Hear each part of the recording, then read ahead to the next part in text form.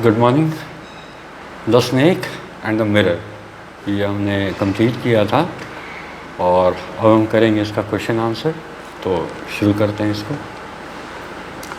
सबसे पहले discuss in pairs, शायद यही पहला क्वेश्चन है। Confirm, yes. Discuss in pairs and answer each question below in a short paragraph about 30 to 40 words. ठीक है, 30 से 40 वर्ड एक छोटा पैराग्राफ कहलाता है। 30 to 40 वर्ड्स कहने का मतलब 3 से 4 लाइन, इसमें आपको आंसर करना होता है ऐसे क्वेश्चंस का। The sound was a familiar one. What sound did the doctor hear? What did he think it was? How many times did he hear it? Find the places in the text. When and why did the sounds stop? जो sound था वो familiar था, यानी जाना पहचाना था। What sound did the doctor hear? Doctor ने कौन सा साउंड सुना? What did he think it was? और उसको क्या लगा कि ये क्या था? How many times did he hear it? उसने ये कितनी बार सुना?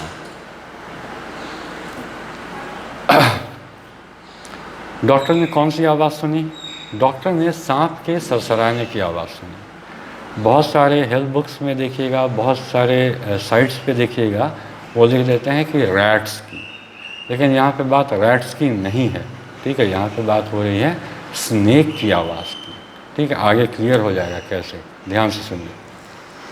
क्वेश्चन है कि what sound did the doctor here, कि डॉक्टर ने कौन सा साउंड सुना? तो आप देखेंगे डॉक्टर ने स्नेक के, the sound made by snake, snake के द्वारा प्रोड्यूस किया हुआ साउंड सुना। What did he think it was, उसको क्या लगा ये क्या होगा? उसको लगा कि ये रैट्स होंगे। अभी आपका क्लियर हो गया होगा।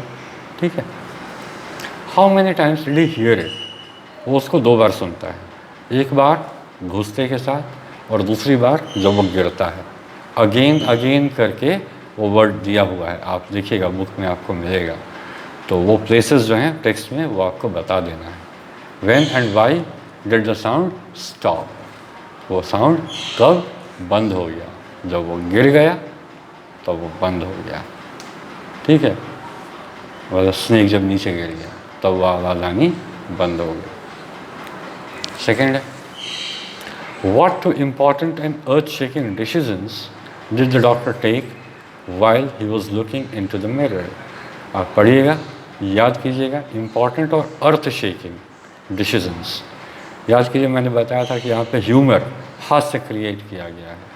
जब वो मूंछ रखने की, पतली मूंछ रखने की, हमेशा स्माइल बनाने की और शादी करने की, इन छोटी छोटी चीज़ों की बात करते हैं और उनको इम्पॉर्टेंट और अर्थ शेकिंग टाइप का नाम देते हैं। ठीक है, तो ये एक ह्यूमर क्रिएट करने के लिए दिया गया था।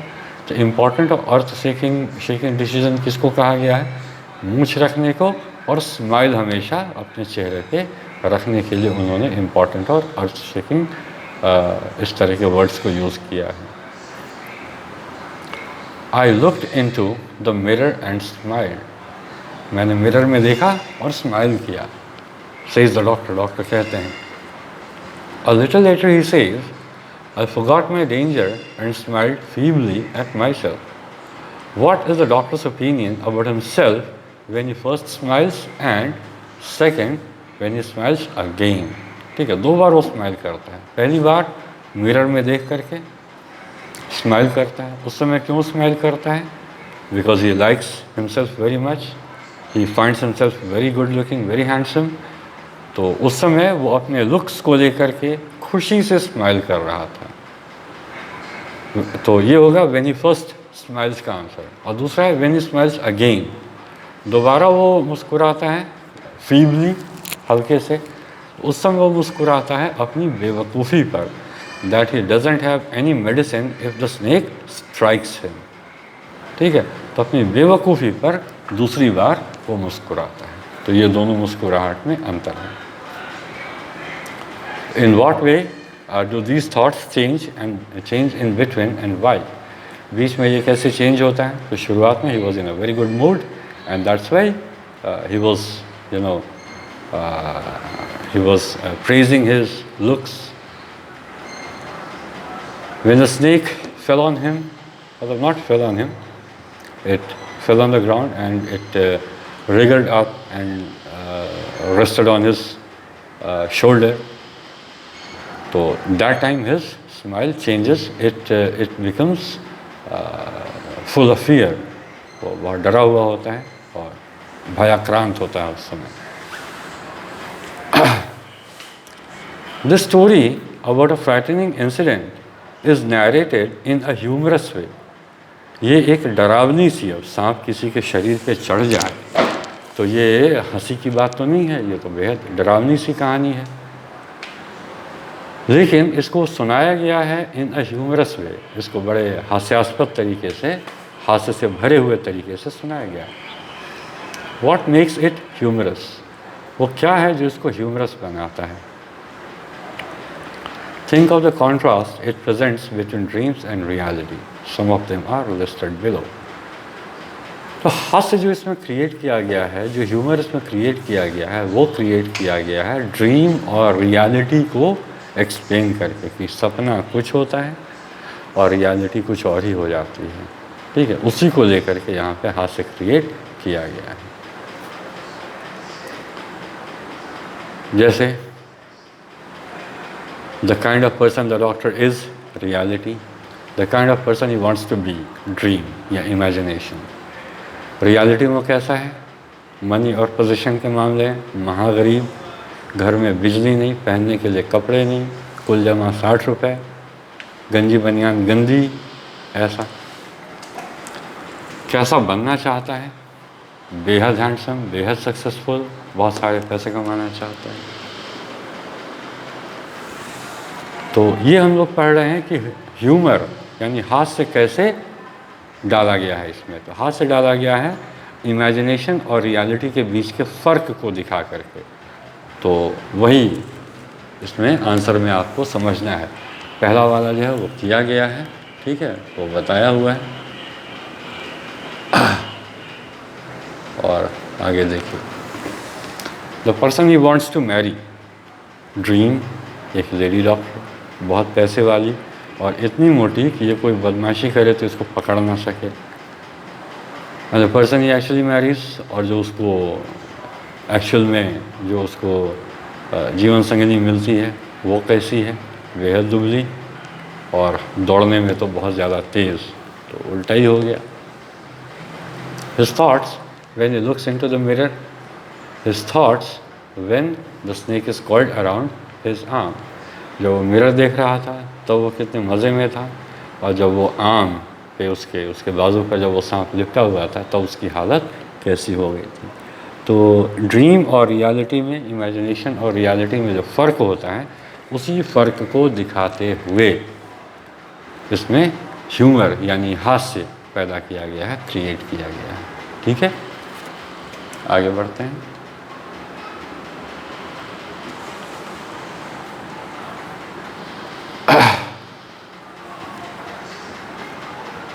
Thinking about the language.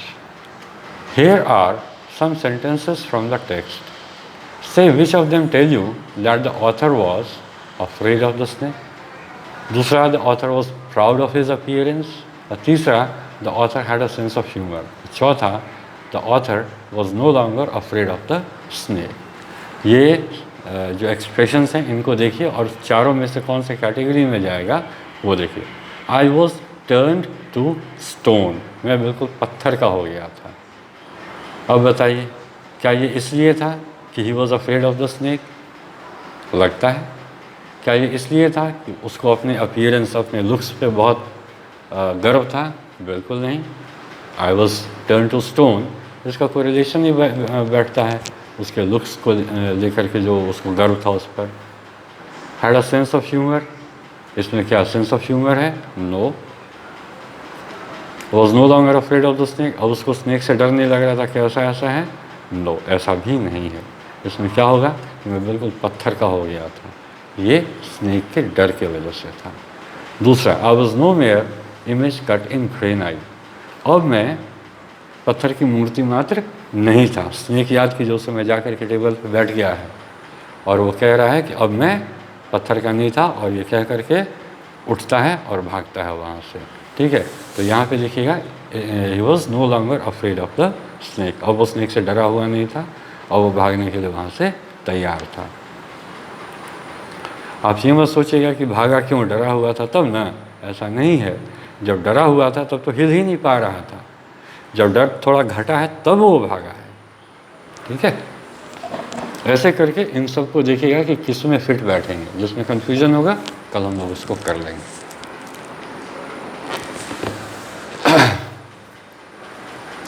Expressions used to show fear, और डर को दिखाने के लिए किस तरह के एक्सप्रेशंस हैं।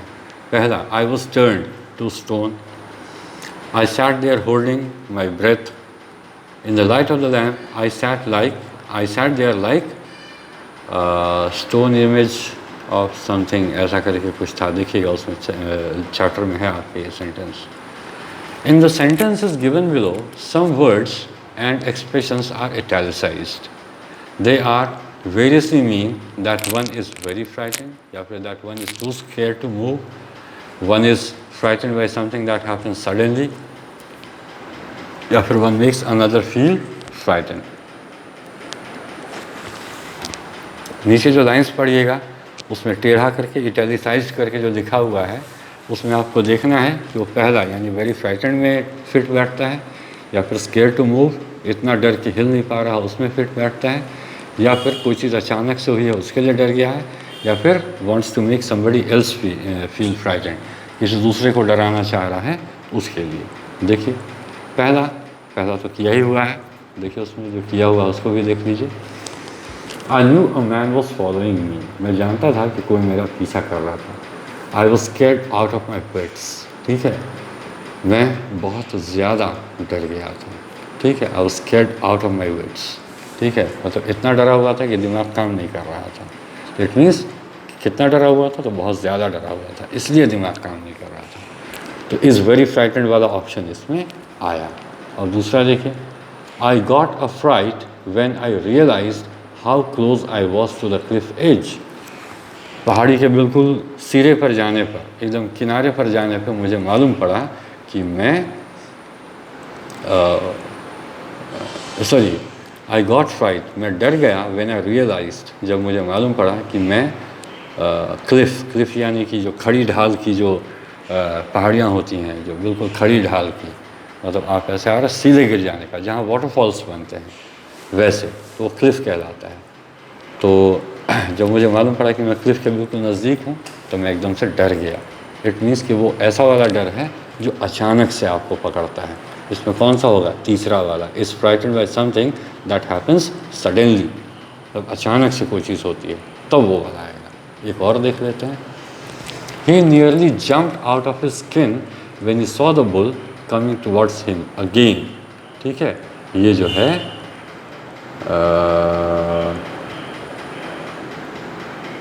सडनली ही वाला आएगा। Third, is frightened by something that happens suddenly, अचानक से उसने देखा कि एक जो है सो बुल उसकी ओर आ रहा है और वो डर गया। ठीक है,